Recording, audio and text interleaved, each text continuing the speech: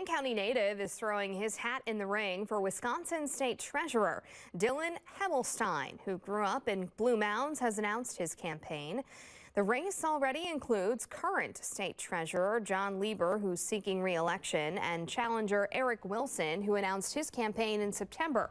Helmenstine says that he is a school board member, a Black Earth Village trustee, and the president of his local EMS district. And in his campaign announcement, Helmenstine said in part, quote, "The Wisconsin State Treasurer is a role that has only a few responsibilities, but it is a role that has a ton of possibilities." Going on to say that we, quote, "need someone in that office who has the experience to carry out those responsibilities and the energy to open up the possibilities."